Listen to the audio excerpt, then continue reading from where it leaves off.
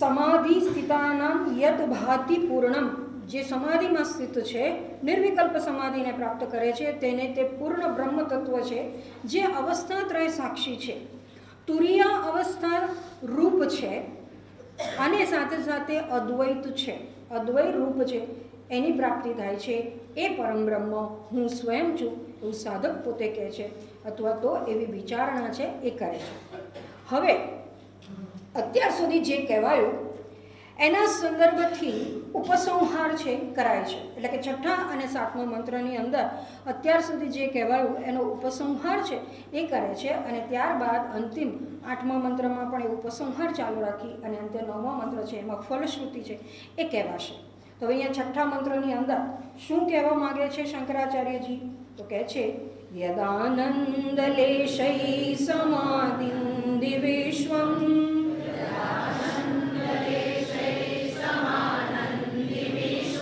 यदा भाति सत्वे सदा भाति सर्वं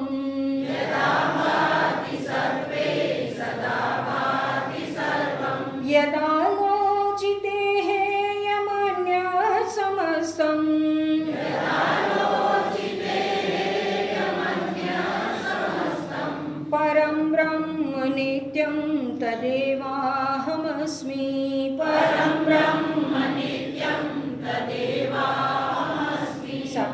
યદાનંદલેશૈ સમાનંદિ વિશ્વં યદા ભાતિ સત્વે સદા ભાતિ સર્વં યદાલોચિતે હેયમન્ય સમસ્તં પરમ બ્રહ્મ નિત્યં તદેવાહમસ્મિ. સમાનંદી છે વિશ્વ સ્વાનંદલેશે પ્રકાશે છે જે સદા ભાસ સર્વનો. આલોચને ત્યાં જ છે આ સમસ્ત પરમ બ્રહ્મ નિત્યમ સ્વયં જ્ઞાન હું છું. શંકરાચાર્યજી કહે છે યત આનંદ લેશૈ સમાનંદી વિશ્વમ યતા આભાતિ અથવા તો ભાતિ સત્વે સદા આભાતિ સર્વમ યત આલોચિતે હેયમ અન્યત સમસ્તમ પરમ બ્રહ્મ નિત્યમ તત એવ અહમ અસ્મિ. યત આનંદ લેશૈ જે આનંદના અંશથી વિશ્વમ સમ આનંદી વિશ્વ સમાનંદ છે. યત સત્વે જે સત્વમાં સદા ભાતિ સદા ભાસે છે સર્વમાં ભાતિ સર્વને પ્રકાશે છે. યદ આલોચિતે એટલે કે જેને આલોચના કર્યાથી અન્ય સમસ્તમ અન્ય સર્વ હેયમ એટલે કે ત્યાજ્ય છે. નિત્યમ પરમ બ્રહ્મ તત એવ અહમ અસ્મિ એ નિત્ય પરબ્રહ્મ હું જ છું. હવે અહીંયા કહે છે યત આનંદ લેશૈ વિશ્વમ સમ આનંદી. આનંદ સ્વરૂપ છે એનો પૂર્વે ઉલ્લેખ થઈ ગયો. આનંદ સ્વરૂપ છે, સ્વાનંદ સ્વરૂપ છે, પૂર્ણ સ્વરૂપ છે વગેરે વગેરે જે પણ વાત કહી એમાં આનંદ તત્વ છે, આનંદ સ્વરૂપ છે એની વિચારણા કરવામાં આવી. એટલું જ નહીં, આપણે પણ વિચારણા કરી ગયા કે સત અને ચિત્ત છે એનો આપણે નિત્ય અનુભવ કરીએ છીએ પણ આનંદનો એવો સ્પષ્ટ અનુભવ થતો નથી અને માટે આનંદ પ્રાપ્તિને માટેના આપણા પ્રયત્નો હોય. અને જગત મિથ્યા છે, એક અને અદ્વિતીય બ્રહ્મ છે વગેરે વગેરે ઘણું શ્રવણ કર્યા છતાં પણ જગત છે એના વિષયોમાંથી આનંદની પ્રાપ્તિ થાય છે એ આપણો અનુભવ છે અને માટે વિષય આનંદ છે અથવા તો વિષયને પ્રાપ્ત કરવાની જે આપણી વૃત્તિ છે, પ્રવૃત્તિ છે એમાં એ બંધ થતી નથી. આપણું મન છે એના તરફ આકર્ષાયા કરે, દોડ્યા કરે અને આપણે એને પ્રાપ્ત કરવાને માટે પ્રયત્નો કે યત્ન કરવાના છે. તો એ જગતમાં આનંદ પ્રાપ્ત થાય છે, વિષયમાંથી ભોગમાંથી જે આનંદ પ્રાપ્ત થાય છે એનું શું, એ આનંદ કેવો છે? કારણ કે પૂર્વે જે કહેવાય ગયું નૃપ આદિ પદે એટલે કે આ રાજાથી લઈ અને બ્રહ્માજી સુધીનો જે પદ છે, આનંદ છે એની અંદર વિરાગ હોય, વૈરાગ્ય હોય તો જ એ ષડસંપત્તિની પ્રાપ્તિ છે અને તો જ આનંદ સ્વરૂપ છે એની પ્રાપ્તિ થઈ શકે. એ સંદર્ભથી જો વિચારણા કરીએ તો પરલોકના ભોગ જે છે એ આપણી સમક્ષ નથી, આપણને દેખાતા નથી. એનું શ્રવણ ભલે કર્યું હોય, ગમે તેટલું શાસ્ત્ર દ્વારા શ્રવણ કરતા હોઈએ અને કયા લોકમાં જ્યાંથી કેવા પ્રકારનો આનંદ મળે છે વગેરે વગેરે સાંભળ્યું હોય તો પણ આપણી સમક્ષ નથી એટલે એનો ત્યાગ કરવો કદાચ સહેલો પડે. જેમ સમક્ષ નથી તો શું કરવાનું? પણ જે આપણી સમક્ષ છે, આપણને પ્રાપ્ત થાય છે અલ્પ પ્રયત્નથી, કેટલાક વખત વધુ પ્રયત્નથી પ્રાપ્ત થતું હોય તો એમાં આપણને આકર્ષણ રહ્યા કરે, એનો ત્યાગ કરવો અઘરો પડે. બીજું કે જ્યારે કોઈને ભોગ ભોગવતા જોઈએ, કોઈને અમુક વસ્તુની વિષયની પ્રાપ્તિ થઈ છે, એનાથી એને સુખ મળ્યું છે, સુખ થાય છે જોઈએ તો આપણને એમ થાય કે આપણને પણ એ વિષય મળે તો કેવું, આપણે પણ એના માટે પ્રયત્ન કરીએ છીએ.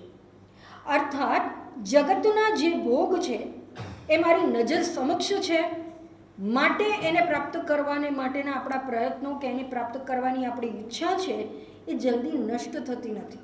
બીજાને જોઈને પણ આપણને એ વિષયો છે એ પ્રાપ્ત કરવાની ઈચ્છા છે એવી થયા કરે છે. હવે અહીંયા શંકરાચાર્યજી કહે છે કે આ જગતમાં ભલે ભોગ છે, આનંદ પ્રાપ્ત થાય છે વિષયોમાંથી, છતાં આ આનંદ જે જગતમાં પ્રાપ્ત થાય છે એ કેવો છે એ સમજી લેવું જોઈએ. એટલે અહીંયા કહે છે યત આનંદ લેશૈ, જે આત્માનું આનંદ સ્વરૂપ છે, મારું આનંદ સ્વરૂપ છે, એના લેશૈ એટલે કે એના બહુ અંશમાં તત્વ છે એનાથી આખું જગત છે એ આનંદિત થાય છે, સમાનંદી એટલે સારી રીતે પૂર્ણ રીતે આનંદ પ્રાપ્ત કરે છે. નિર્ગુણ માનસ પૂજા છે એની અંદર આવી જ વાત શંકરાચાર્યજી કરે છે અને કહે છે કે બ્રહ્માનંદાબ્ધિ કલ્લોલ કણકોટ્યંશ લેશકમ પિબંતી ઇન્દ્રાદય ઇતિ ધ્યાનમ આચમનમ મતમ. ત્યાં આખી પૂજા અને પૂજા વિધિ છે એના આધારે આત્મચિંતન છે એની પ્રક્રિયા જણાવી છે, અથવા તો નિર્ગુણની માનસ પૂજા છે એની પ્રક્રિયા જણાવી. અને એટલે જેમ આપણે પૂજા વિધિ કરતા હોઈએ અને આચમન કરીએ તો કહે છે કે આ નિર્ગુણની માનસ પૂજાની અંદર આચમન શું હોય તો કહે છે કે આ બ્રહ્મ છે એ આનંદનો સાગર છે અને એ આનંદના સાગરનો એક અંશ હોય, એ અંશ છે એનું પાન ઇન્દ્ર વગેરે કરે છે. એટલે શું કહેવા માંગે છે, દાખલા તરીકે આપણે સમુદ્ર કિનારે ગયા, સમુદ્ર અફાટ છે, આપણી જ્યાં નજર પહોંચે ત્યાં પાણી જ પાણી, પાણી જ પાણી છે, કિનારે ઊભા હોય તો પણ એવું હોય. અને સમુદ્રમાં ગયા, નાવમાં બેસીને સ્ટીમરમાં બેસીને ગયા તો ચારે બાજુ સમુદ્રનું પાણી જ પાણી છે, તરંગો જ ઉઠે છે. આમાંથી એક તરંગ આપણે હાથમાં લીધું, હાથમાં આવે નહીં કારણ કે તો ઉઠીને તરત શમી જાય, અને છતાં માની લઈએ કે આપણા હાથમાં આવ્યું એ તરંગ. એ તરંગ છે કેટલું હોય, હાથમાં આવ્યું એટલે આપણા હાથ જેટલું. હવે એના અહીંયા કહે છે કણકોટી અંશ લઈ શકાય, એટલે એના કરોડ ભાગ કરો. કરોડ ભાગ તરંગના પણ નહીં, એના એક અંશના કરોડ ભાગ કરો. એટલે કે જે તરંગ આપણા હાથમાં આવ્યો છે એનું એક ટીપું લો, એ ટીપુના કરોડ ભાગ કરો અને કરોડનું ટીપું જે છે એનો એક અંશ એટલે કેટલું થાય, આપણી આંગળીના ટેરવે પણ નહીં આવે, આપણા નખ છે એને સ્પર્શ થશે. હવે એ જે નખને સ્પર્શ થયો એને આપણે જીભ ઉપર મૂકીએ તો શું સ્વાદ આવે, ખારાશ છે એનો પણ અનુભવ નહીં થાય. ટીપું હોય એ મોઢા મૂક્યું હોય તો હજુ એ ખારાશ આવશે, પણ આ ટીપાનો કરોડમો ભાગનો એક અંશ લઈએ તો એનો આપણને કોઈ સ્વાદ છે એ આવતો નથી. બસ એવી જ રીતે આ આનંદનો સાગર છે, એ આનંદના સાગરનો એક તરંગ લીધો, એ તરંગના એક બિંદુ લીધું, એના કરોડ ભાગનો એક અંશ છે એનું પાન કોણ કરે છે તો કે ઇન્દ્ર આદિ દેવો. આદિ દેવો એટલે બ્રહ્માજી સુધી બધા જ. જો બ્રહ્માજી સુધીના જે દેવો છે, બ્રહ્માજી શ્રેષ્ઠ ઉપાધિ છે, એ ઉપાધિનો આનંદ પણ આપણા નખના ટેરવે ને સ્પર્શ કરેલા પહેલાં પાણીના જેટલો હોય તો આપણને જગતમાં જે આનંદ મળે છે એ આનંદની કિંમત શું? આપણે એના માટે પ્રયત્ન કરીએ, એના માટે કેટલીય મારામારી થાય, ખેંચતાણ થાય, પણ એ છે શું? કંઈ જ નહીં. આનંદ સ્વરૂપો જે મારું છે એની વિસાતમાં તો એ કંઈ જ નથી. અને એટલે અહીંયા એ જ શંકરાચાર્યજી કહે છે એક તો એક અંશ જેટલો, એક નખના ટેરવે જે પાણીનો સ્પર્શ થયો હોય એવો એ આનંદ છે, મારું આનંદ સ્વરૂપ છે. અને અહીંયા બીજી દ્રષ્ટિકોણથી વિચાર કરીએ તો ભગવદ્ ગીતાની અંદર પરમાત્મા કહે છે કે અહમ ઇદમ કૃષ્ણમ એકાંશેન સ્થિત જગત, મારા એક અંશની અંદર આ જગત, સમસ્ત જગત રહેલું છે, સ્થિત છે. એટલે આપણું આ જગત આપણને દેખાય છે, આપણી દુનિયા, આપણી પૃથ્વી, એવું નહીં. આપણું આ બ્રહ્માંડ છે, આપણું ગ્રહમંડળ છે, સૂર્યમંડળ છે, એ નહીં. આપણું બ્રહ્માંડ છે નહીં, અનંત કોટી બ્રહ્માંડ, એનો રચયતા એક સગુણ બ્રહ્મ માયાપતિ ઈશ્વર. આ બધું જ જે છે એ બ્રહ્મના એક અંશમાં, એક પાદમાં છે. ત્રિપાદ ઉર્ધ્વ દિવી, 3 પાદ છે અથવા 3 ભાગ છે, એ તો ઉર્ધ્વ સચ્ચિદાનંદ આત્મ સ્વરૂપ જ છે. હવે આ એક અંશની, એક પાદની અંદર જો અનંત કોટી બ્રહ્માંડ સમાયેલા હોય તો આપણા બ્રહ્માંડના 14 લોક, 7 ઉપર 7 નીચે, આ 14 લોકમાં નીચેના લોક છે એમાં તો આનંદ બહુ અલ્પ છે. આનંદ આનંદ છે એવું કહેવાય જ નહીં. પણ જેમ જેમ ઉર્ધ્વ લોકમાં જઈએ એમ આનંદ છે એની વૃદ્ધિ થતી જાય. અને એની જ આપણે ચર્ચા કરી લીધી પ્રથમ મંત્રની અંદર કે નૃપ આદવ પદે, એટલે રાજાનો આનંદ કેવો હોય, મનુષ્ય યોનિમાં શ્રેષ્ઠ આનંદ છે. કારણ કે બીજા બધા જીવજંતુઓનો જે આનંદ છે એની તો વાત જ નથી. કીડીનો આનંદ શું? ખાવું પીવું. કીડી શા માટે? કોઈ પણ પ્રાણી છે એને આનંદ મળે છે શેમાંથી? ખાવામાંથી, સૂવામાંથી, સંતાન પ્રાપ્તિ કરવામાંથી, મૈથુનમાંથી. એનાથી વિશેષ કંઈ નથી. અને જો મનુષ્ય પણ એટલા જ આનંદમાં રચ્યો પચ્યો રહેતો હોય તો એનામાં ને પશુમાં કંઈ જ ફેર નથી. એટલે અહીંયા કહે છે કે એ બધા આનંદની આપણે ચર્ચા ન કરીએ, અને કરીએ તો પણ પોતાને આનંદ પ્રાપ્ત કરવાને માટે પ્રાણી માત્ર પ્રયત્નશીલ હોય તો અન્ય પ્રાણી છે એ પોતાનો ખાવામાંથી આનંદ મળે છે તો એ ખાવાનું છીનવાઈ જાય એનો એટલો બધો એને ડર લાગે કે એના માટે એ કંઈ પણ કરવા તૈયાર થાય. મારામારી થઈ, આપણે વાંદરા અહીંયા બેઠા હોય અને હાથમાં જો કેરી હોય કંઈ ખાવાનું હોય તો ત્યાંથી ચાલીને જઈ ના શકીએ. કેમ? એને એમ જ થાય કે અમારું ખાવાનું જ લેવા આવે છે. એને થોડી ખબર છે કે આપણે ચાલવા નીકળ્યા છીએ. નહીં, એને માટે વોક કરવું એવું હોતું નથી. કારણ કે એને ન કોલેસ્ટ્રોલ હોય, ન વજન વધે કૂદમ કૂદ કરીને, તો એને શું ખબર કે આપણે ચાલવા નીકળ્યા છે, વજન ઉતારવા નીકળ્યા છે. એને એમ જ થાય કે અમારું ખાવાનું લેવા નીકળ્યા છે એટલે આપણી સામા થાય. એવું જ બીજા બધા પ્રાણીમાં જેમ ખાવાના સંદર્ભથી છે એમ જ્યારે પ્રાણીઓ એની સંવનનની સિઝન હોય, ઋતુ આવે ત્યારે નર છે એ માદાને માટે લડે. એમાં આનંદ છે એટલે એનાથી વિશેષ કંઈ નહીં. એટલે આ જે પ્રાણી કે પંખીનો આનંદ છે એ નિમ્ન કક્ષાનો છે અને માટે શાસ્ત્ર એની ગણના કરતા નથી. અને એટલે મનુષ્યનો આનંદ અને મનુષ્યનો કયો શ્રેષ્ઠ આનંદ છે એનાથી શરૂઆત કરી અને અંતે બ્રહ્માજીનો આનંદ હોય એ સર્વશ્રેષ્ઠ કહેવાતો હોય. તો અહીંયા કહે છે કે આ બધું જો એક અંશમાં હોય તો એમાં અનંત કોટી બ્રહ્માંડમાં આપણા બ્રહ્માંડ છે એની શું વિસાત, એને કેટલી જગ્યા રોકે? કંઈ જ નહીં. એમાં એ અનંત કોટી બ્રહ્માંડની અંદર એક આપણું બ્રહ્માંડ, આપણા બ્રહ્માંડની અંદર કેટલા જગ્યાએ જીવ સૃષ્ટિ હશે આપણને ખબર નથી. આપણા સૂર્યમંડળની વાત કરીએ, આપણા બ્રહ્માંડથી હજી વધુ નજીક આવીને, તો માત્ર સૂર્યમંડળના 9 ગ્રહમાં એક પૃથ્વી ઉપર જીવન છે. બરાબર? એ પૃથ્વી ઉપર જીવન છે એમાં પોણા ભાગનું પાણી છે, 1/4 ભાગ પૃથ્વી છે. એમાં જળચર પ્રાણીઓને આપણે વાત કરી ગયા એમ મનુષ્ય ઇતર પ્રાણીના આનંદની આપણે વિચારણા કે વાત કરવાની જ નથી. આ જે પૃથ્વી છે એટલે કે એક ભાગમાં જે પૃથ્વી છે એની અંદર મનુષ્યની વસ્તી કેટલી? બહુ ઓછી. ગમે તેટલી વસ્તી વધારો કહીએ એમ કહીએ ને તોય તે બધા પ્રાણીઓ, જીવજંતુ, કીડી, મકોડા, વાંદા, પછી ઉડતા જીવો, ફૂદા વગેરે જીવો, પંખીઓ, પ્રાણીઓ, જળચર, ખેચર, ભૂચર, આ બધાની સરખામણીમાં મનુષ્યની વસ્તી બહુ ઓછી.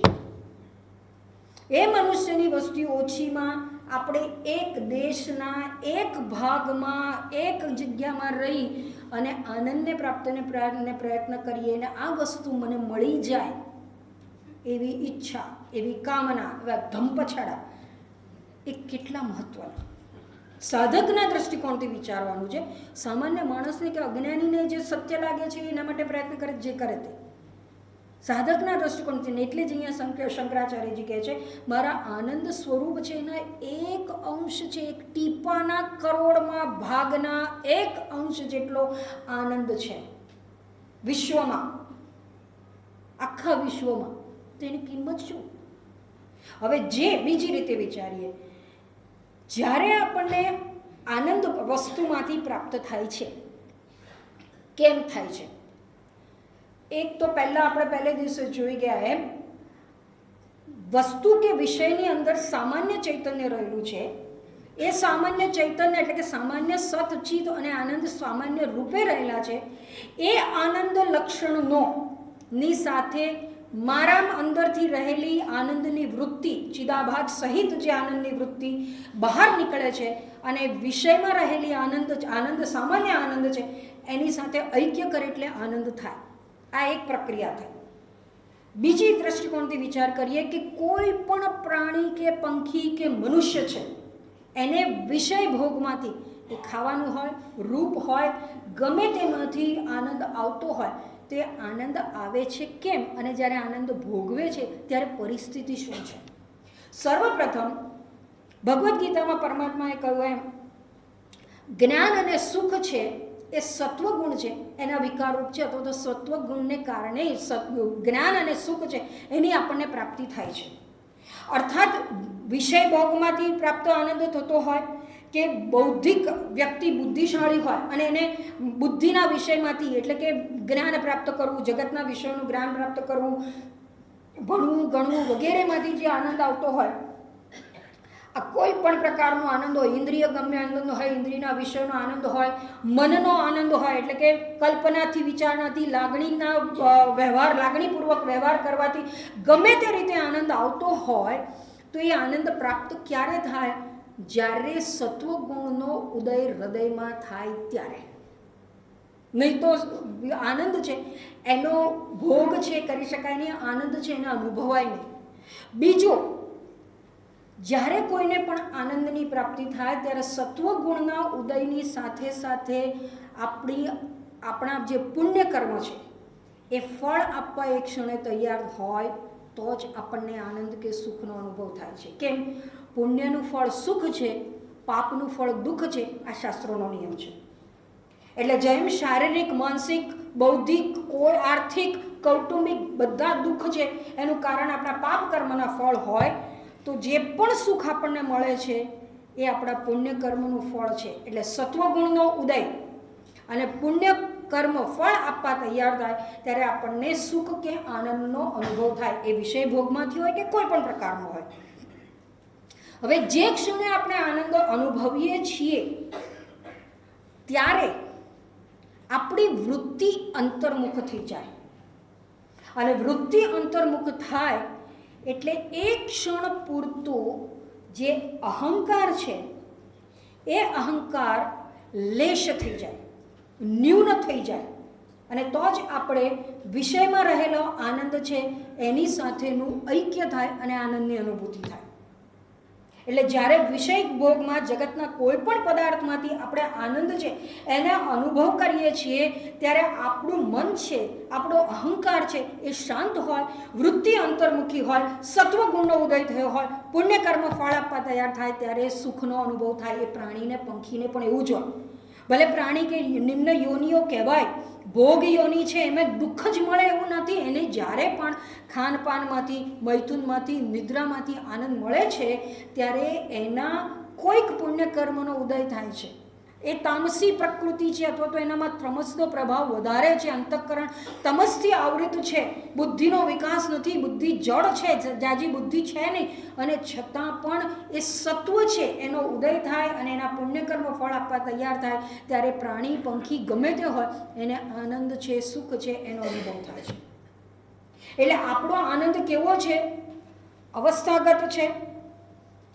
આપણી જે પણ આપણે યોનિમાં છીએ એના આધારે વધતો ઓછા અંશનો છે. આ અંતઃકરણની વૃત્તિ, આપણા પુણ્ય કર્મ આ વગેરેને આધારે રહેલો આનંદ છે. એટલે એ વિકારી છે, આવનારો જનારો છે. પ્રાણીનો હોય, મનુષ્યનો હોય કે બ્રહ્માજીનો હોય. કેમ? બ્રહ્માજીની ઉપાધિ પ્રાપ્ત કરેલી છે. કેવી રીતે? કર્મને ઉપાસના દ્વારા, હિરણ્યગર્ભની ઉપાસના દ્વારા, અહંગ્ર ઉપાસના દ્વારા એ પદની પ્રાપ્તિ થઈ હોય તો એ ઉપાસનાનું કર્મ પૂર્ણ થાય ત્યારે ઉપાધિ છોડી દેવી પડે તો એ બ્રહ્માજીનો આનંદ પણ એને ચાલ્યો જાય. એટલે આ બધા આનંદ છે આવનારા જનારા છે. આગમા પાયિનઃ કૃષ્ણ પરમાત્મા ભગવદ્ ગીતામાં આમ કહે છે એમ. અને માટે અહીંયા કહે છે તો જો એની કોઈ વિસાત જ નથી, આવનારા જનારા હોય તો એ આનંદ જશે પછી સુખ, જશે પછી શું? આપણે ફરી દુઃખની લાગણી અનુભવવામાં. પાપ પુણ્યકર્મનું ફળ મળી ગયું, સત્વગુણનો ઉદય થયો તો એ હવે સત્વગુણનો રજસમાં પરિણામે, એટલે કે રજસનો ઉદય થાય, તમસનો ઉદય થાય અને પુણ્ય છે એ શમી જઈને પાપ ફળ આપવા તૈયાર થાય એટલે બીજી જ મિનિટ આપણે દુઃખી થવાના, દુઃખનો અનુભવ થવાનો. એટલે અહીંયા કહે છે કે વિશ્વમાં જે પણ આનંદ પ્રાપ્ત થાય છે એ તો બ્રહ્માનંદના એક બિંદુના કરોડમાં ભાગના એક અંશ જેટલો છે. અને જો એવો હોય તો એને પ્રાપ્ત કરવામાં, આ જાગતિક વિષયમાંથી આનંદ પ્રાપ્ત કરવાને માટેના આપણે પ્રયત્નો શા માટે કરવા? વિરક્તૌ નૃપાદૌ પદે એવી વિરક્તિ છે એ થવી જોઈએ, તો જ આ પરબ્રહ્મ છે એની પ્રાપ્તિ થાય. હવે આ આનંદ છે એનાથી વિશ્વ આનંદિત હોય તો અહીંયા કહે છે કે ચૈતન્ય સ્વરૂપ છે એના કારણે સમસ્ત જગત છે, વ્યષ્ટિ અને સમષ્ટિ છે એ બધું પ્રકાશે છે. એટલે કહે છે કે યત સદ્વે સદા ભાતિ સર્વમ આભાતિ. એટલે જ્યારે સત્વની અંદર જેનો પ્રકાશ એટલે કે એનો આભાસ થાય છે, સત્વની અંદર એટલે અંતઃકરણની અંદર. કેમ તો કે આપણું અંતઃકરણ છે એ માયાના સત્વગુણ અને પંચમહાભૂતના સરવાળામાંથી બનેલું છે, અને માટે એને સત્વ એવું પણ કહેવાય. અને એને કાર્ય ભેદે આપણે મન, બુદ્ધિ, ચિત્ત અને અહંકાર કહીએ છીએ, પણ એ સત્વનો સરવાળો હોવાથી એને સત્વ એવું પણ શાસ્ત્રમાં કહેવામાં આવે છે. અને એ સત્વ છે તો સત્વ છે આ અંતઃકરણ છે એ જો સત્વગુણ જ્ઞાન પ્રાપ્ત કરાવનારું હોય તો એ સત્વના અંશરૂપ અંતઃકરણ છે એ અંતઃકરણ પાણી જેવું અથવા તો કાચ જેવું પારદર્શક છે. અને માટે જળમાં જેમ પ્રતિબિંબ પડે, કાચની અંદર અરીસાની અંદર જેવી રીતે સ્પષ્ટ પ્રતિબિંબ પડે, એમ અંતઃકરણની અંદર ચૈતન્ય છે એનું પ્રતિબિંબ પડે. અને એટલે આપણે એને એ પ્રતિબિંબને ચિત્તનો આભાસ, ચિદાભાસ કે જીવાત્મા કહીએ છીએ. એ ચિદાભાસ અહીંયા કહે છે કે જ્યારે જ્યારે આ ચિદાભાસ એટલે કે ચૈતન્યનો પ્રકાશ છે એનું પ્રતિબિંબ અંતઃકરણમાં પડે તો એ જે ચિદાભાસ છે એને કારણે અન્ય પ્રકાશિત થાય છે. એટલે શું? બંને સમષ્ટિ વ્યષ્ટિ બંને દ્રષ્ટિકોણથી વિચારણા કરીએ તો વિજ્ઞાનમય કોષની અંદર આ પ્રતિબિંબ પડે છે એવું પ્રકરણ ગ્રંથોમાં કહેવાયું, વિવેક ચૂડામણીમાં કહેવાયું. અને વિજ્ઞાનમય કોષમાં પ્રથમ પ્રતિબિંબ પડે એ ચૈતન્ય યુક્ત થાય, એના દ્વારા મનોમય, પ્રાણમય અને અન્નમય કોષ છે એ પ્રકાશિત થાય છે, ચૈતન્યને પ્રાપ્ત કરે છે અને ચેષ્ટા કરે છે. એટલે એ ચિદાભાસ છે એની પાછળ સાક્ષી તો છે જ. એ ચિદાભાસ છે એ પોતે ચૈતન્ય રૂપ છે, જ્ઞાન રૂપ છે, અને માટે એ બીજાને ચૈતન્ય યુક્ત કરે છે.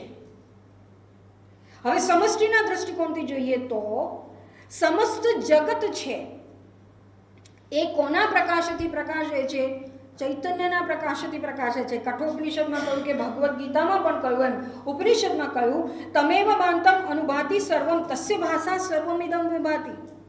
એના પ્રકાશને કારણે આ સર્વ અનુભાતિ એટલે કે પ્રકાશિત થાય છે. એના પ્રકાશથી જ આ સર્વ છે એ વિભાતિ, ફરીવાર અહીંયા કહે છે કે પ્રકાશિત થાય છે એટલે કે સત્તાને સ્ફૂર્તિને પ્રાપ્ત કરે છે, ચૈતન્ય યુક્ત થાય છે. બાકી જગત જડ છે, શરીર જડ છે. શરીર કહેતું નથી કે હું શરીર છું, કોણ છું. જગત કહેતું નથી કે હું જગત છું અથવા તો કેવું છું. આ જગત છે એવું કહેનાર ચૈતન્ય છે. કયું ચૈતન્ય? તો કે જેનાની અંદર આ ચિદાભાસ છે તે.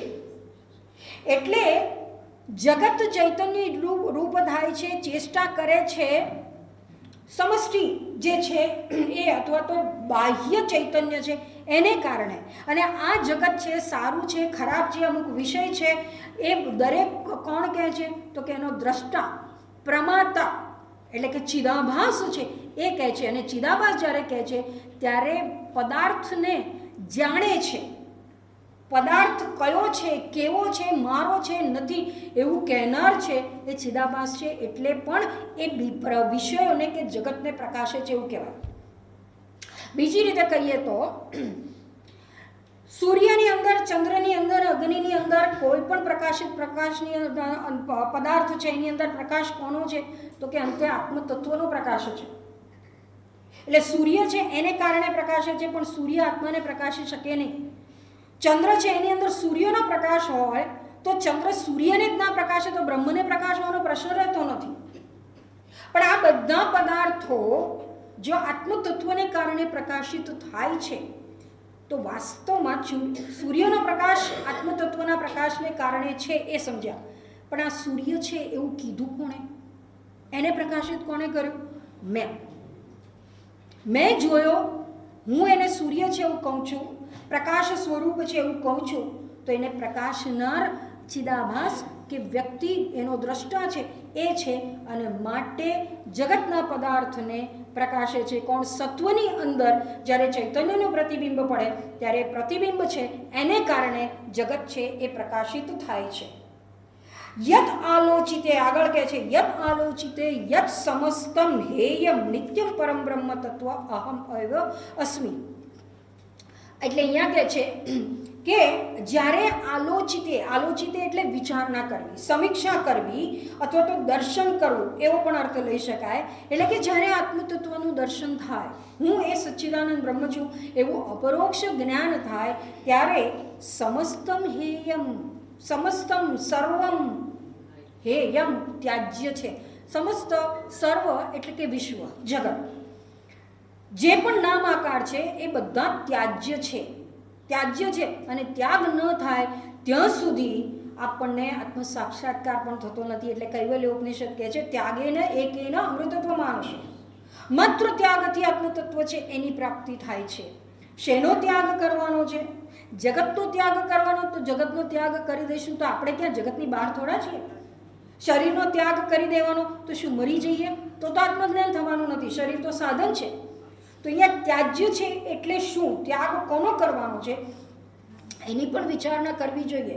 અને અષ્ટાવક્રની અંદર, અષ્ટાવક્ર ગીતાની અંદર અષ્ટાવક્ર મુનિ છે એ પણ આ જ સંદર્ભથી, ત્યાગના સંદર્ભથી કહે છે અનિત્યમ સર્વમેવેદં તાપત્રય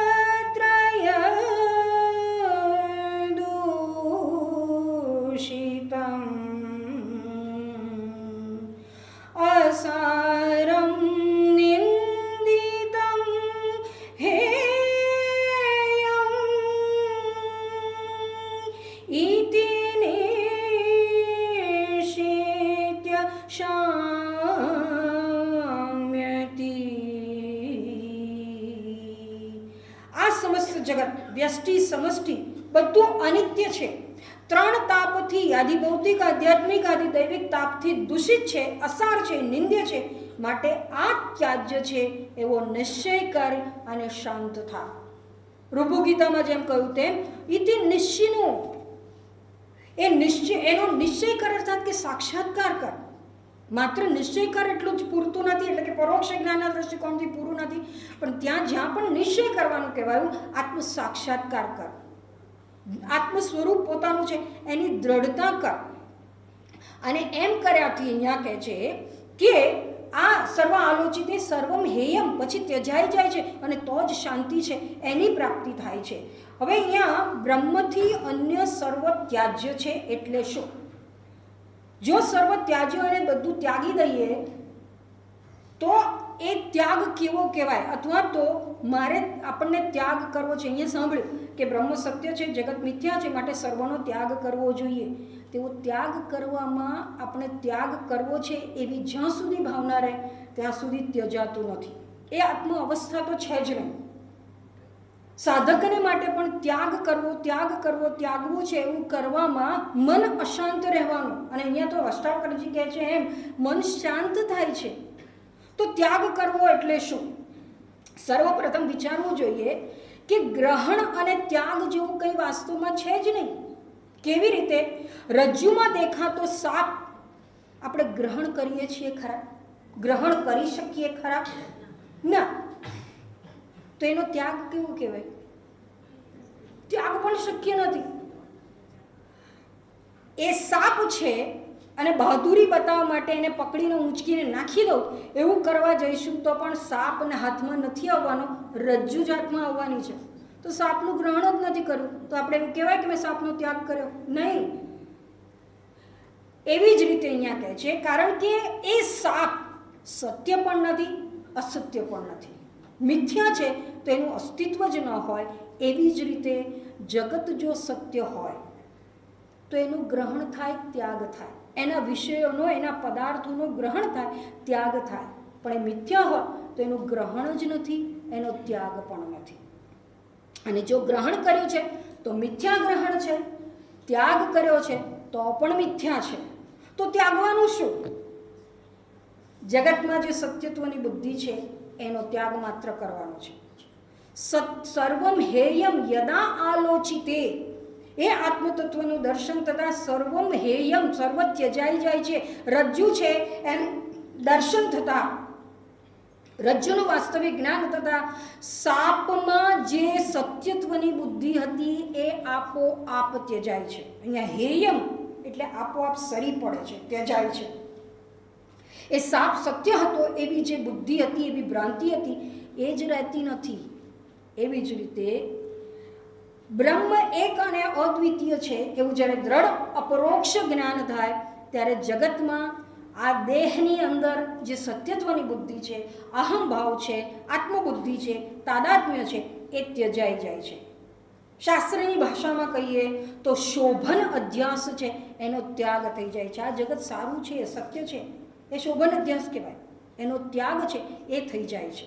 અને એ ત્યજાઈ જાય એ અહીંયા કહે છે કે એવું જે પરબ્રહ્મ છે એ આલોચના કર્યાથી અને દર્શન કર્યાથી જેની પ્રાપ્તિ થાય છે એ નિત્ય પરબ્રહ્મ હું છું. એ હું છું ક્યાં જાણીએ છીએ તો કે હૃદયની અંદર. ચિદાભાસ ક્યાં છે? અંતઃકરણમાં.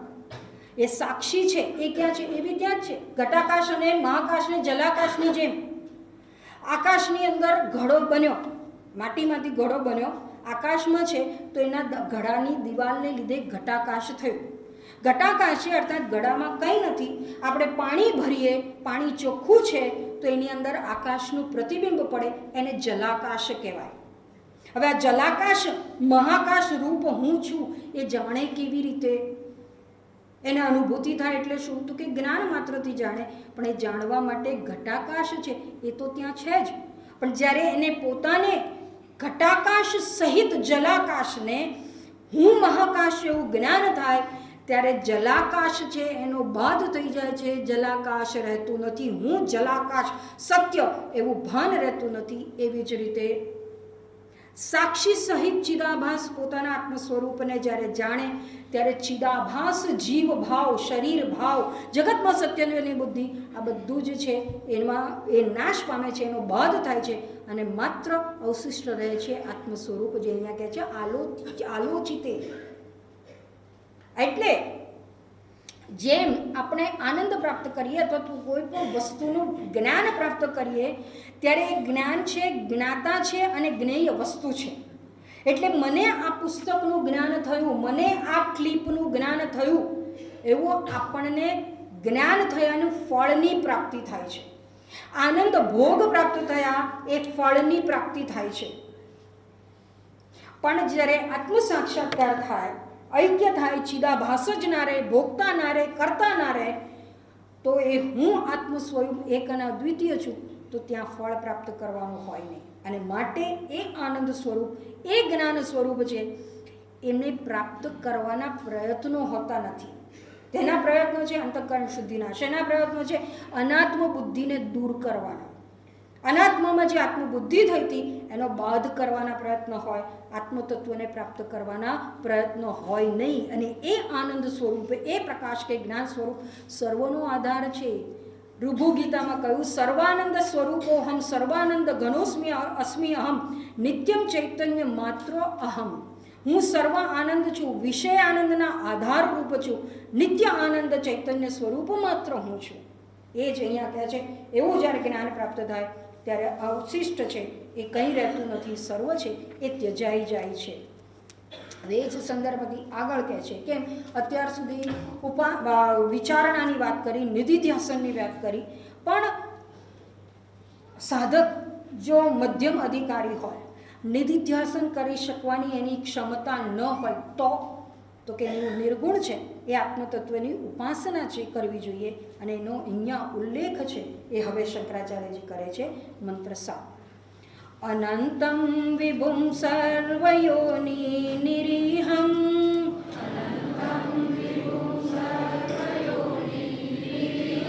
શિવમ સંગહીનમ યદંકારગમ્યમ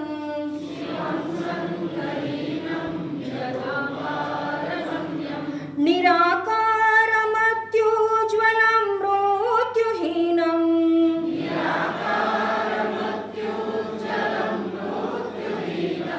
પરમ બ્રહ્મ નિત્યમ તદેવાહમસ્મિ.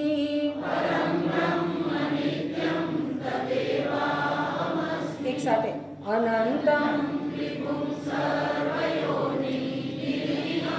શિવમ સંગહીનમ યદોંકારગમ્યમ કારમત્યુજ્વલમ મૃત્યુહીનમ પરમ બ્રહ્મ નિત્યમ વિભુવનંત સર્વહેતુ નિરીહ શિવ સંગહીન ઓંકાર વેદ્ય નિરાકાર ઉજ્જવલ મૃત્યુહીન પરમ બ્રહ્મ નિત્યમ સ્વયં જ્ઞાન હું છું. અનંતમ વિભુમ સર્વયોનિ નિરીહમ શિવમ સંગહીનમ યત ઓંકાર ગમ્યમ નિરાકારમ અતિ ઉજ્જવલમ મૃત્યુહીનમ પરમ બ્રહ્મ નિત્યમ તદ એવ અહમ અસ્મિ. અનંતમ વિભુમ સર્વયોનિ નિરીહમ શિવમ સંગહીનમ નિરાકારમ અનંત વિભુ સર્વયોનિ નિરીહ શિવ સંગહીન નિરાકાર અતિ ઉજ્જવલમ અતિ ઉજ્જવલ મૃત્યુહીનમ મૃત્યુહીન યત ઓંકાર ગમ્યમ જે ઓંકાર દ્વારા વેદ્ય છે જણાય છે તત નિત્યમ પરમ બ્રહ્મ અહમ એવ અસ્મિ તે નિત્ય પરબ્રહ્મ હું જ છું. હવે અહીંયા કહે છે સગુણ અને નિર્ગુણ બંને રૂપ છે એનો અહીંયા ઉલ્લેખ છે અને એટલે કહે છે કે અનંતમ અનંત વિભુ 2 સર્વયોની 3 નિરીહમ 4 શિવમ 5 સંગહીનમ 5 નિરાકાર 6 નિરાકાર 7 અતિ ઉજ્જવલ મૃત્યુહીન આ આટલા લક્ષણો છે એનો અહીંયા સંકેત કે કથન છે એ કરીને કહે છે કે આનંદ રૂપ જે પૂર્વે કહ્યું પરિચ્છેદ શૂન્ય જે કહ્યું એને જ અહીંયા અનંત કહે છે. અને જે અનંત છે એટલે દેશકાળ વસ્તુમાં પરિચ્છિન્ન નથી, બદ્ધ નથી, મર્યાદિત નથી, માટે એ વિભુ છે એટલે કે વ્યાપ્ત છે. કેમાં તો કે સગુણ બ્રહ્મ રૂપે પણ પોતાના કાર્યની અંદર એ વ્યાપ્ત છે અને નિર્ગુણ રૂપે તો એ વ્યાપ્ત જ છે. સાથે સાથે અહીંયા કહે છે અથવા તો જો આપણે વિભુ એટલે કે વિશેષેણ ભૂ વિશેષતાથી થનાર એટલે કે ઈશ્વર છે, શક્તિશાળી છે, સર્વનો પ્રમુખ છે, સર્વ સમર્થ છે, સર્વગત છે, સર્વનો સ્વામી છે. એટલે કે અહીંયા વિભુ સગુણ અને નિર્ગુણ બંનેના દ્રષ્ટિકોણથી કહેવાયું. અને એ જ જે ઈશ્વર રૂપ છે તો સર્વયોની છે એટલે કે સર્વનું કારણ છે, સર્વનું સમસ્ત જગતનું અભિન્ન નિમિત્ત ઉપાદાન કારણ છે. એટલે કે માયા રૂપે પણ એ જ ભાસે છે, ઉપાદાન કારણ રૂપે પણ એ જ છે. અને નિર્ગુણ રૂપે જોવા જઈએ તો સર્વયોની એટલે સર્વનું વિવર્ત કારણ છે. એ જ નિરાકાર છે, વ્યાપ્ત છે, અનંત છે, અને દેશકાળમાં બદ્ધ નથી. તો એ નિરાકાર હોય તો જ એ સંભવી શકે. એટલે નિરાકાર છે એટલું જ નહીં, સાથે સાથે તરત જ કહે છે નિરીહ અને મૃત્યુહીન અતિ ઉજ્જવલ. નિરીહ એટલે કે ઈચ્છા રહિત છે, એ અકામ છે, નિષ્કામ છે, કોઈ કામના નથી, વાસના નથી, પૂર્ણ સ્વરૂપ છે, માટે નિરીહ છે. પોતાનાથી એનાથી અન્ય કંઈ નથી તો કોની ઈચ્છા? પૂર્ણ હોય એને કોની ઈચ્છા? આપણે કેમ વસ્તુની વિષયની ઈચ્છા થાય છે? આપણને અપૂર્ણતાની ભાવના છે, માટે પૂર્ણત્વ પ્રાપ્ત કરવું છે એટલે વિષય ભોગની ઈચ્છા છે, એને પ્રાપ્તિના પ્રયત્નો છે. અહીંયા જે પૂર્ણ સ્વરૂપ છે એ આપ્તકામ છે, નિરીહ છે. અને સાથે સાથે કહે છે સંગહીન, માયાનો પણ એને સંગ નથી. માયા અને એના 3 ગુણનો જો સંગ ન હોય તો પછી બીજા કોઈ સંગ છે એનો સંભવ જ નથી. આકાશ જેમ એ નિસંગ છે, અસંગ છે. અતિ ઉજ્જવલમ એટલે કે પ્રકાશ સ્વરૂપ છે, જ્ઞાન સ્વરૂપ છે. મૃત્યુહીનમ મૃત્યુ રહિત છે. મૃત્યુ રહિત છે. કેમ મૃત્યુ રહિત છે? કારણ કે એનું અસ્તિત્વ છે જન્મપૂર્વકનું નથી, એ અજન્મા છે, અજ છે, એટલે એનું અસ્તિત્વ શાશ્વત છે, નિત્ય છે. જેનું અસ્તિત્વ જન્મપૂર્વકનું હોય એને જન્મ હોય, અને જન્મ હોય તો મૃત્યુ પણ હોય. અહીંયા કહે છે કે આત્મા અજ છે, અજન્મા છે, તો અવિનાશી છે, અમર છે, મૃત્યુહીન છે, અમૃત સ્વરૂપ છે. અને એ જ કેવો છે? શિવમ, શિવ સ્વરૂપ એટલે કે કલ્યાણ સ્વરૂપ છે. આ શિવ શબ્દ છે અહીંયા એ લક્ષણ છે, એ પણ સગુણ અને નિર્ગુણ બંને દ્રષ્ટિકોણથી પ્રયોજાય છે. એટલે શિવ એ શબ્દનો અર્થ કલ્યાણ કે સુખ કે મંગલમય સ્વરૂપ થાય, સ્વસ્થતા સ્વરૂપ હોય એવો પણ થાય. અને શિવ શબ્દ છે એને જો છૂટું કરીએ, શ ખોડો, ઈ દીર્ઘ ઈ, વ અને અ, આ 4 મળી સ્વર અને વ્યંજન મળી અને શિવ શબ્દ બને. તો એમાં શ એ જે કયો એનો અર્થ થાય જેનું શરીર જળ જેવું સૂક્ષ્મ છે, શાશ્વત સુખ આપનાર છે, મોક્ષદાતા કલ્યાણ સ્વરૂપ છે, ક્ષેમ કુશળ આપનાર છે એટલે કે વ્યવહારિક સુખ આપનાર છે, અને વેદના જ્ઞાતા છે. આમાં આ વેદના જ્ઞાતા અથવા તો વ્યવહારિક સુખ આપનાર, ક્ષેમ કુશળ આપનાર એ બધા જ સગુણ બ્રહ્મ ઈશ્વરના લક્ષણ છે, અને કલ્યાણ સ્વરૂપ છે, મોક્ષ સ્વરૂપ છે વગેરે લક્ષણો છે એ નિર્ગુણના દૃષ્ટિકોણથી છે. પછી ઈનો અર્થ થાય પુરુષ પાલક અથવા તો પૂરમાં જે શયન કરે છે તે, તો એ પણ સગુણ બ્રહ્મ છે, સગુણ નિરાકાર, સગુણ સાકાર છે, એના દૃષ્ટિકોણથી એનું કથન છે. અને અંદર કહે છે વ એટલે માયા શક્તિ.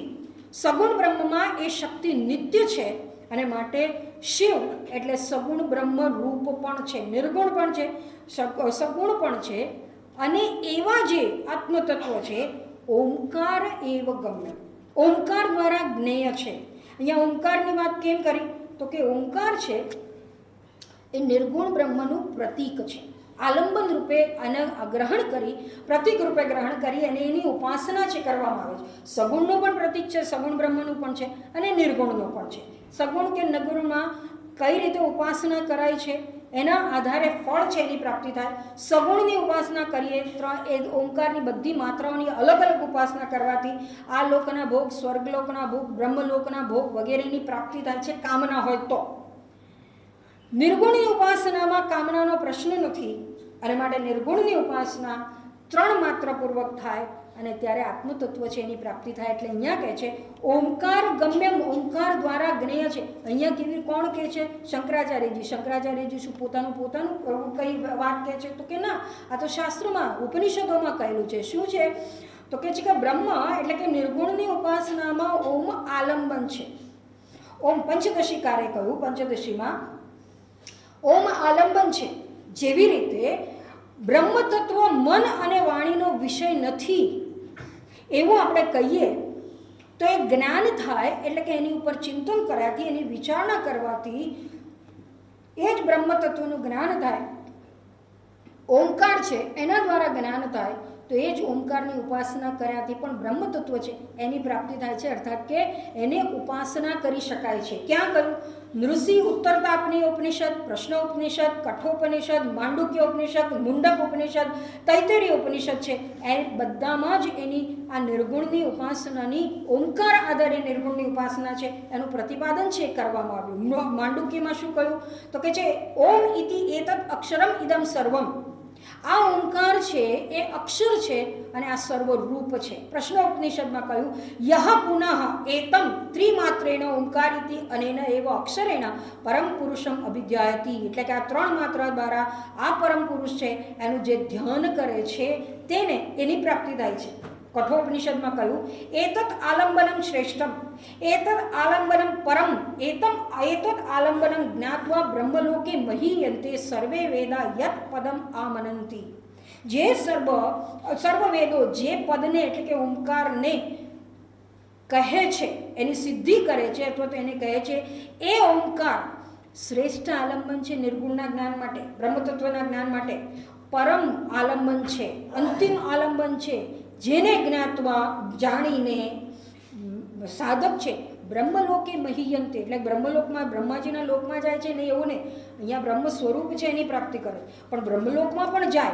ક્યારે બ્રહ્મલોકમાં જાય તો કહે છે કે ઉપાસના જે કરે છે એ ઉપાસકને આધારે હોય. જ્ઞાન છે એ વસ્તુતંત્ર છે, વ્યવહારમાં પણ અને પરમાર્થમાં પણ. આપણે આ ક્લિપ જોઈ, આંખ છે, વચ્ચે કોઈ આડશ નથી, તો આ ક્લિપ જોઈ એટલે આ ક્લિપનું જ્ઞાન થાય. એમાં આપણે કોઈ પ્રયત્ન કરવો પડે નહીં. ઉપાસના છે એમાં એવું નથી, એ પુરુષતંત્ર છે, એટલે ઉપાસના કરવી કે ન કરવી એ વ્યક્તિની પોતાની ઉપર આધાર રાખે છે. હવે આ ઉપાસના જ્ઞાનનું કારણ વિચારણા છે, એટલે નિધિધ્યાસ વિજ્ઞાન, વિચાર કરવાનો, એ બધી વાત પૂર્વે કહેવાય ગઈ. ઉપાસના છે એનું કારણ છે ઉપાસ્યની અંદર અભિમાન. સગુણ સાકારની ઉપાસના હોય તો પણ એમાં પ્રેમ હોવો, એમાં અભિમાન હોવું, હું એની ઉપાસના કરું છું એવી ભાવના હોય તો જ એની ઉપાસના થઈ શકે. એવી જ રીતે નિર્ગુણની ઉપાસનાની અંદર એ નિર્ગુણ તત્વ હું છું એવી ભાવની ઉત્પત્તિ થાય, એના માટે આ ઉપાસના છે એ કરવામાં આવે છે. આ અપરોક્ષ જ્ઞાનની પ્રાપ્તિને માટે નિર્ગુણની ઉપાસના જે ઓમકારના આલંબનપૂર્વકની થતી હોય એ જ્ઞાન પ્રાપ્તિનું કે અપરોક્ષ જ્ઞાનનું સીધું સાધન નથી, સાક્ષાત સાધન નથી, પારંપરિક ક્રમિક સાધન છે. એટલે આ નિર્ગુણની ઉપાસના કરતાં કરતાં ઉપાસક છે એ કાલાંતરે નિધિધ્યાસન છે એ કરતો થાય. એટલે નિર્ગુણની ઉપાસના, ઓમકારના આધારે થયેલી નિર્ગુણની ઉપાસના અંતે નિધિધ્યાસનમાં પરિણમે, મહાવાક્યની વિચારણા થાય અને અંતે નિર્વિકલ્પ સમિતિને પ્રાપ્ત કરી અને આત્મ સ્વરૂપ છે એની પ્રાપ્તિ કરી શકે. હવે આ નિર્ગુણની ઉપાસના ઓમકાર દ્વારા જે થાય છે, ઓમકારના આલંબનપૂર્વક, એનું ફળ શું?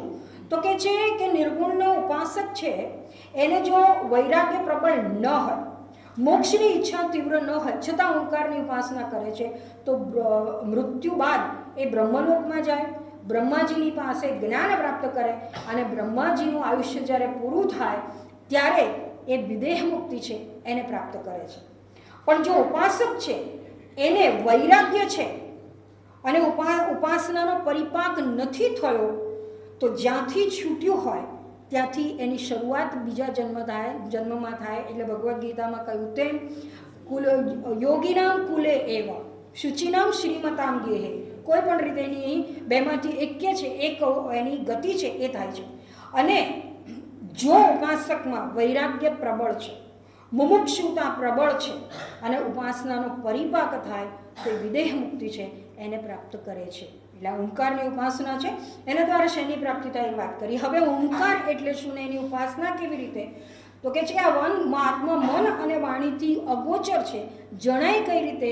તો ઓમકાર વડે જ્ઞેય છે. એટલે કે ઓમકાર એ બ્રહ્મ, નિર્ગુણ બ્રહ્મનું પ્રતીક છે અને નિર્ગુણ બ્રહ્મની ઉપાસના એ પ્રતીકને આધારે થાય. જેવી રીતે શિવલિંગ એ શિવજીનું પ્રતીક છે, શાલિગ્રામ વિષ્ણુ ભગવાનનું પ્રતીક છે, એમ ઓમકાર છે એ નિર્ગુણ બ્રહ્મ છે એનું પ્રતીક છે.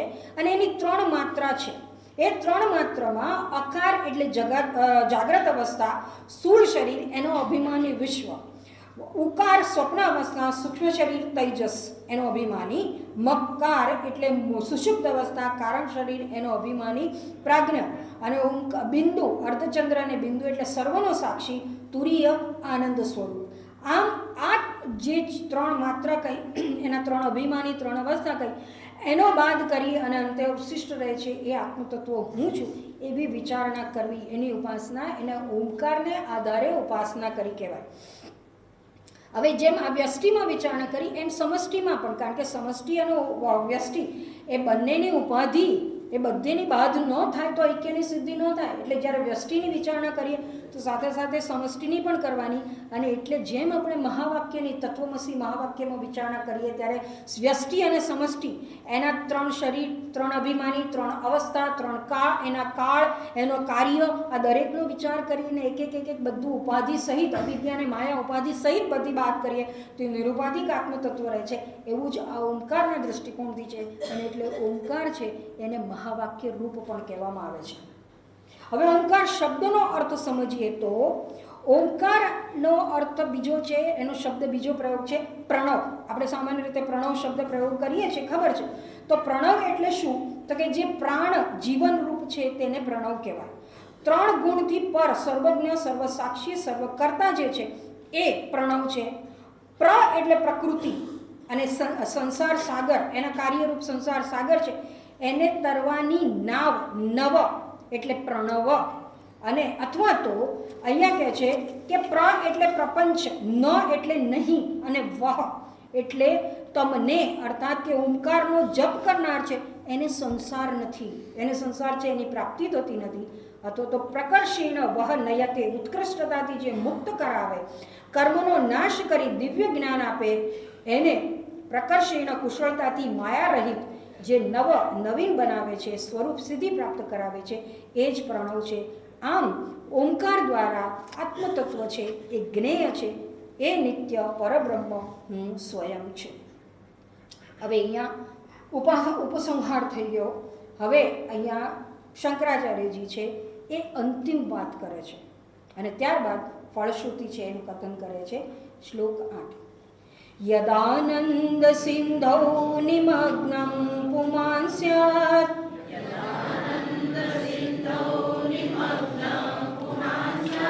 अविद्या विलास समस्त प्रपंच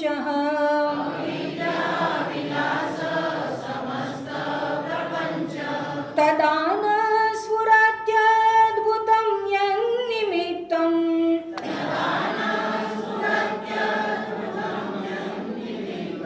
परं ब्रह्म नित्यं तदेवाहमस्मि।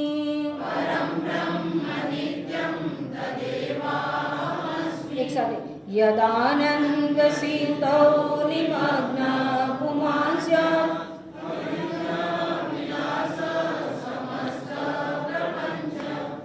तदान स्फुरत्यद्भुतं यन्निमित्तं परं ब्रह्म नित्यं तदेवाहमस्मि। यदानंद सिन्ध्वे निमग्न पुमान्ते अविद्या विलास प्रपंच समस्त तदा न स्फुरेयाद्भुत जे निमित्ते परम ब्रह्म नित्यं स्वयं ज्ञान हूँ छूं। यदा आनंद सिंधौ निमग्न पुमान् स्यात् अविद्या विलासः समस्त प्रपंचः तदा न स्फुरति अद्भुतं यत् निमित्तं परम ब्रह्म नित्यं तत् एव अहम अस्मि।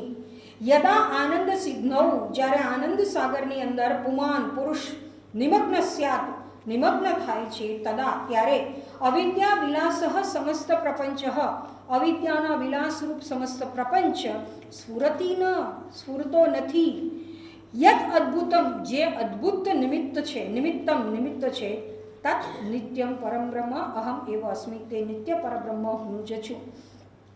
હવે અહીંયા કહે છે કે વિચાર ઓમકારની ઉપાસના અથવા તો નિધિધ્યાસનની પ્રક્રિયાને દ્વારે જ્યારે પુરુષ કોણ સાધક મુમુક્ષુ છે એ એના પરિપાક રૂપે એટલે કે ઓમકારની દ્વારા ઉપાસનાના પરિપાક રૂપે નિધિધ્યાસના પરિપાક રૂપે જ્યારે નિર્વિકલ્પ સમાધિને પ્રાપ્ત કરે ત્યારે આનંદ સાગરની અંદર એ નિમગ્ન થાય છે મગ્ન થાય છે લીન થઈ જાય છે પોતાના આત્મ સ્વરૂપની અંદર એ સ્થિત થઈ જાય છે પૂર્ણ રીતે ઓતપ્રોત થઈ જાય ત્યારે ત્યાં કહે છે કે અનુભવ કરવાની અનુભવ્ય અને અનુભવ કરનાર એવી ત્રેખડ છે ત્રિપુટી છે એ રહેતી નથી એટલે પ્રત્યેક પ્રકારની ત્રિપુટી છે એ નષ્ટ થાય છે એટલે અનુભૂતિ સ્વરૂપ હું છું એવું જણાય છે જ્યાં સુધી અનુભવ કરવાની વસ્તુ અને અનુભવ કરનારો હું એવું છે ત્યાં અહંકાર છે અને અહંકાર છે ત્યાં સુધી આત્મ સાક્ષાત્કાર નથી અને ગઈકાલે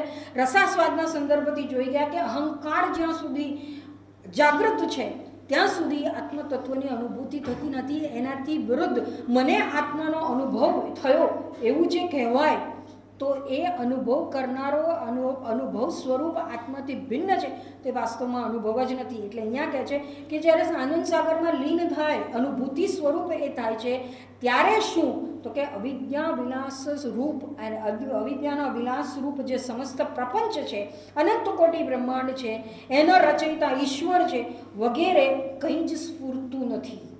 એટલે એ સર્વમાં સત્યત્વની બુદ્ધિ થતી નથી કંઈ જણાતું નથી પોતાના આત્મ સ્વરૂપે અદ્વૈત આત્મ સ્વરૂપે છે એ જણાય છે અને એવું એ કેવું છે તો કે એ બીજું કંઈ જણાતું નથી તો અદ્ભુતમ નિમિત્તમ અદ્ભુત નિત્યમ આત્મ સ્વરૂપ છે એ જ અહીંયા કહે છે એ આત્મ સ્વરૂપ અદ્ભુત છે એ નિત્ય પરબ્રહ્મ છે એ હું જ છું। અહીંયા અદ્ભુત છે એટલે શું તો કે અદ્ભુત એટલે શ્રેષ્ઠ અથવા તો અદ્ભુત એટલે આશ્ચર્યવત જે ભગવદ્ ગીતાની અંદર અને કઠોપનિષદમાં કહ્યું તેમ શ્રવણાય આપી બહુવીર્યોનો લભ્ય જે આપણે પહેલા દિવસે પૂજ્ય સ્વામીજીએ જણાવ્યું એ આત્મ સ્વરૂપ આશ્ચર્ય વક્તા કુશલાનુશિષ્ટ એ આશ્ચર્ય સ્વરૂપ છે અથવા તો ભગવદ્ ગીતામાં કહ્યું તેમ આશ્ચર્યવત પશ્યતિ કશ્ચિદેનમ આ આત્મતત્વને કેટલાક આશ્ચર્ય રૂપે જુએ છે કેટલાક આશ્ચર્ય રૂપે કહે છે કેટલાક આશ્ચર્યવત સાંભળીને પણ સમજતા નથી તો અને કેટલાક આશ્ચર્યવત એને સાંભળે છે જાણે છે વગેરે વગેરે જે કહ્યું એ આશ્ચર્ય રૂપ। હવે અહીં આશ્ચર્ય રૂપ કે અદ્ભુત એટલે શું તો કે અદ્ભુત એટલે આશ્ચર્ય રૂપ એટલે જ્યાં વાણી મનની ગતિ અટકી જાય વ્યવહારમાં પણ આપણે કોઈ બહુ સુંદર અદ્ભુત વસ્તુ જોઈએ અદ્ભુત થાય જે ક્ષણે અદ્ભુત થાય એ ક્ષણે આપણે એને અવાચક થઈને જોઈ રહીએ છીએ એના વિશે કહેવાનું, એના વિશે બોલવાનું આપણે ભૂલી જઈએ છીએ. એવી જ રીતે અહીંયા કહે છે આત્મ સ્વરૂપની જ્યારે અનુભૂતિ થાય ત્યારે એ આનંદ સાગરમાં, મારા આનંદ સ્વરૂપની અંદર નિમગ્ન થાય, એનાથી અભિભૂત થઈ જવાય ત્યારે કંઈ જ બોલવાનું રહેતું નથી, કહેવાનું રહેતું નથી. કોના વિશે કહેવાનું, કોને કહેવાનું? અદ્વૈત આત્મ સ્વરૂપ હોય તો મારાથી ભિન્ન તો કંઈ છે નહીં, તો કોને એની વર્ણન કરવાનું? અને પેલો પ્રપંચ અવિજ્ઞાનના વિલાસરૂપ પ્રપંચ છે, એ તો રહેતો સ્ફુરતિ ન સ્ફુરણ જ એનું થતું નથી, તો કોને કહેવાનું? એટલે અહીંયા કહે છે એ આશ્ચર્ય સ્વરૂપ પરબ્રહ્મ હું છું. હવે એની ફળશ્રુતિ છે, આખા સ્તોત્રના અધ્યયનની ફળશ્રુતિ જો હોય એનું અહીંયા કથન છે, એ આગળ કરે છે મંત્ર 9. સ્વરૂપાનુસંધાન રૂપામ સ્તુતિમ યહ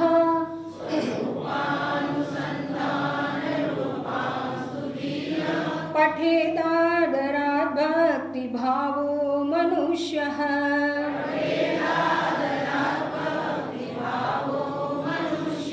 શૃણોતિ સ નિત્યમોદ્યોક્ત ચિત્તઃ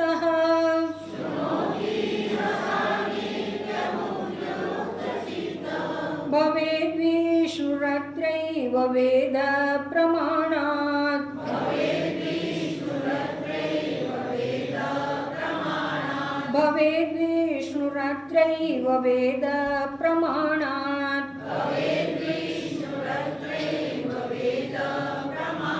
એક સાથે સ્વરૂપાનુસંધાન રૂપા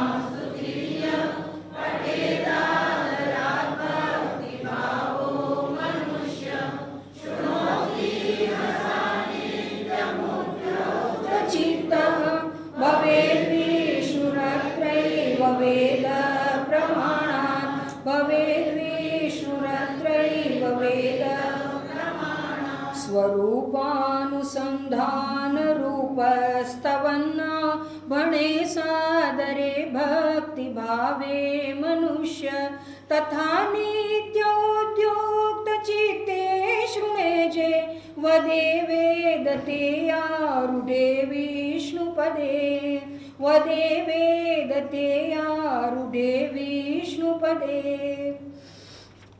સ્વરૂપ અનુસંધાન રૂપામ સ્તુતિમ યહ પઠે આદરાત ભક્તિભાવઃ મનુષ્યઃ શૃણોતિ ઇહ સહ નિત્યમ ઉદ્યુક્ત ચિત્તઃ ભવેત વિષ્ણુઃ અત્ર એવ વેદ પ્રમાણાત.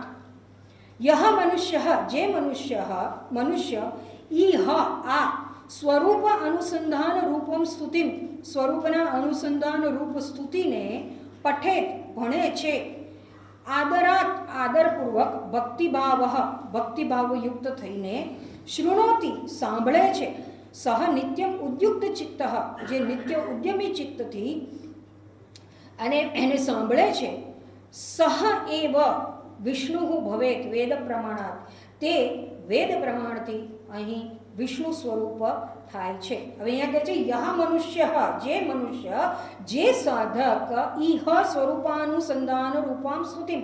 આ વિજ્ઞાન નૌકા છે એ સ્વરૂપના અનુસંધાન રૂપ સ્તુતિ છે, સ્વરૂપના અનુસંધાન કરવાને માટેની સ્વરૂપની સ્તુતિ છે, સ્વરૂપ લક્ષણ વર્ણવતી સ્તુતિ છે. અને એને જે ભક્તિભાવથી આદરપૂર્વક પઠેત ભણે છે એટલે કે એનું અધ્યયન કરે છે, ભક્તિભાવપૂર્વક આદરપૂર્વક અને ઉદ્યુક્ત ચિત્ત, ઉદ્યુક્ત એટલે કે ઉદ્યમપૂર્વક અથવા તો ઉત્સાહપૂર્વક અને ચિત્તપૂર્વક જે સાંભળે છે, સહ અત્ર એવ વિષ્ણુ ભવતી તે અહીં જ અત્યારે જ વિષ્ણુ રૂપ છે એ થાય છે. હવે અહીંયા ભક્તિભાવ આદરપૂર્વક એ સમજવાની વસ્તુ છે, ખાસ કરીને ભક્તિની વાત પૂર્વે પણ આવી, ઉપાસનાનું પણ કથન કર્યું, પણ અહીંયા ભક્તિભાવથી એટલે શું કહેવા માગે છે તો કે ભક્તિ એટલે પ્રેમ અને સેવા, એ આપણે જોઈ ગયા. આ ભક્તિ 9 પ્રકારની છે, નવધા ભક્તિ એવું કહેવાયું. એમાં પરમાત્મા સ્વામી છે, સર્વજ્ઞ છે, હું સેવક છું, અલ્પજ્ઞ છું, એવી વિચારણાપૂર્વક જે ભક્તિ થાય એને દાસ ભક્તિ કહેવાય. પરમાત્માના ગુણગાનની સ્તુતિ કરવી, એ વાણી વડેની સ્તુતિ કરવી એને કીર્તન ભક્તિ કહેવાય. પરમાત્માનું નામ જપ કરવું, રૂપનું ચિંતન કરવું એને સ્મરણ ભક્તિ છે કહેવામાં આવે છે. પરમાત્મા સુહૃત છે, શ્રેષ્ઠ મિત્ર છે એવી ભાવના કરી અને શ્રેષ્ઠ વસ્તુ એને સમર્પિત કરવી, એને સખ્ય ભક્તિ છે એ કહેવામાં આવે છે. પરમાત્મા પતિ રૂપ છે, સર્વ સમર્પણ કરવું એવી ભાવનાથી એને કાંત ભક્તિ કહેવાય. ચરણ સેવા કરવી એને પાદ ભક્તિ કહેવાય.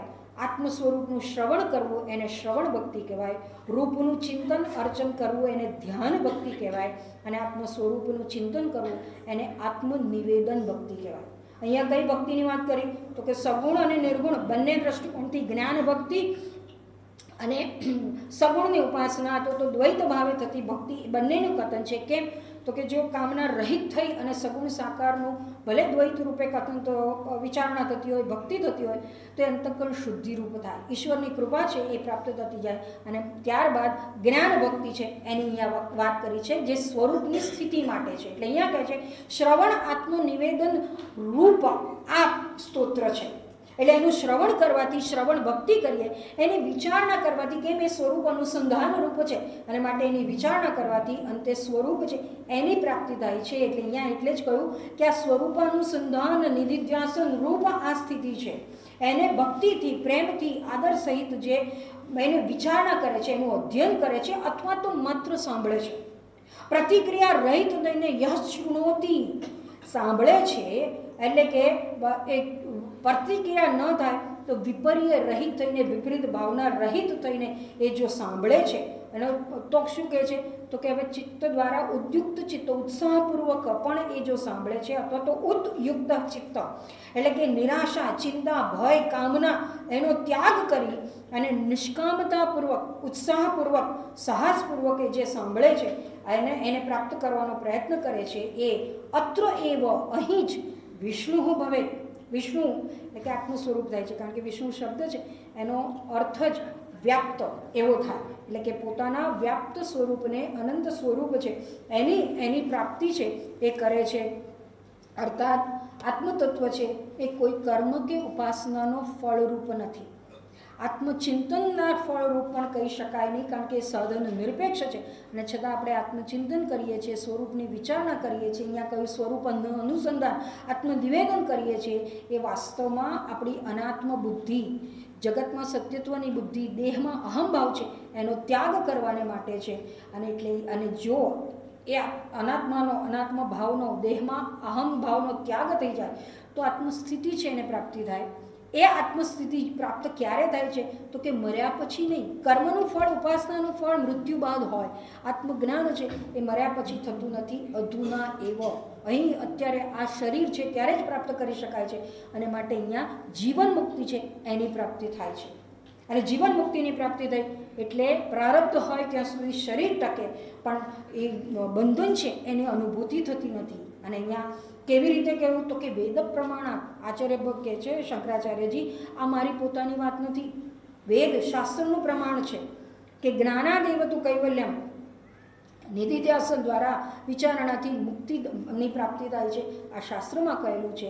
અને માટે એ આખી પ્રક્રિયા જણાવી. અહમૃત્ય એક ગમ્ય, ઓમકાર વેદ્ય, નેતિ નેતિ વગેરે વગેરે દ્વારા અંતે નિધિધ્યાસનના પરિપાક રૂપે આત્મ સાક્ષાત્કાર થાય, નિર્વિકલ્પ સમાધિની પ્રાપ્તિ થાય.